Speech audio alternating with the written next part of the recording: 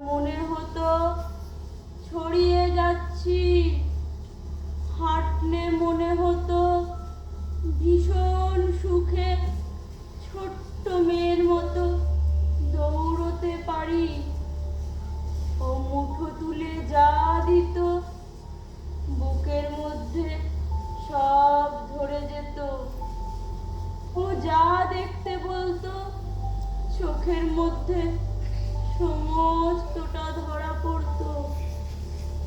কিন্তু এখন এখন এখন ওকে ছুলে কেমন আগের মতো লাগে না, যেন ঠান্ডা একটা হাত।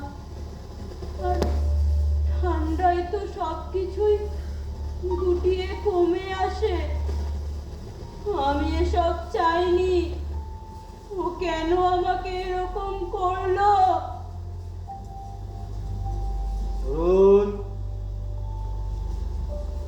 তুমি শিলার কথা শুনেছো? হ্যাঁ ডাক্তার বাবু, কিছু বলার আছে? আমি কিচ্ছু বুঝি না, আমার কেবল উদ্ধার চাই।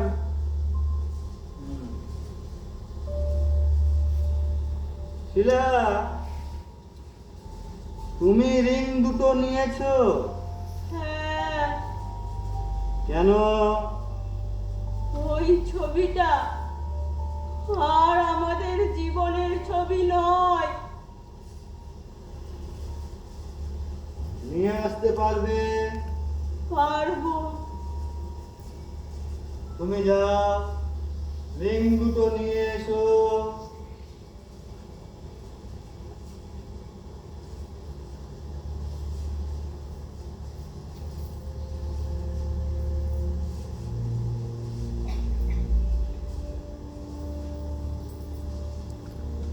অরুণ, তোমার রিং আসছে, শিলা আনতে গেছে।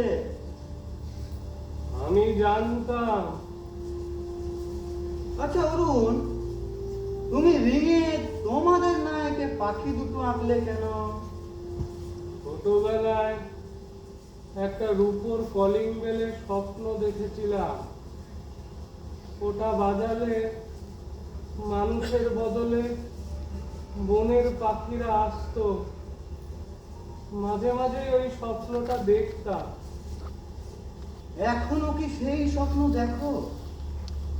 না, আজ অনেক দিন হলো ওই স্বপ্ন আর দেখি না। লক্ষ্মী মেয়ে, বসো।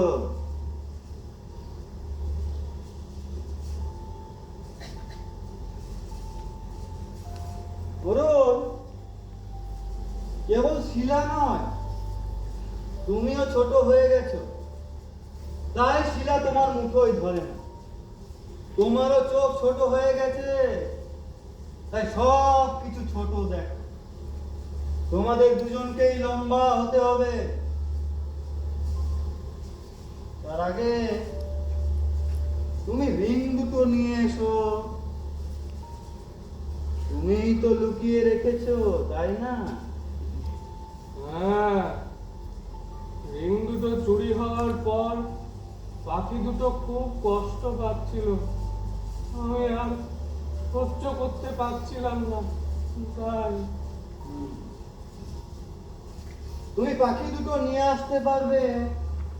হ্যাঁ, তুমি যাও, পাখি দুটো নিয়ে এসো।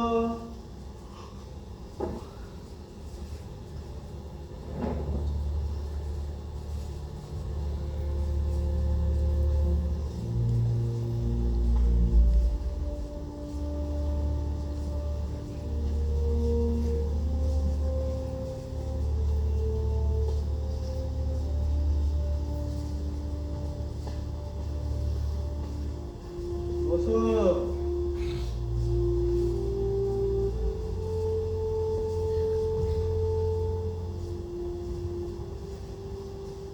এবার তোমরা স্বাভাবিক অবস্থায় ফিরে এসো।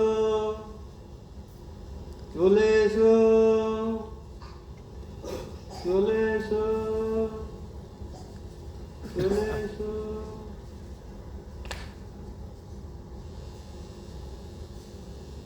নাই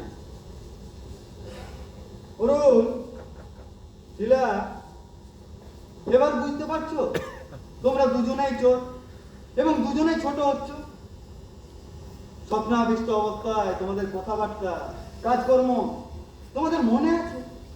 হ্যাঁ আছে, আশ্চর্য।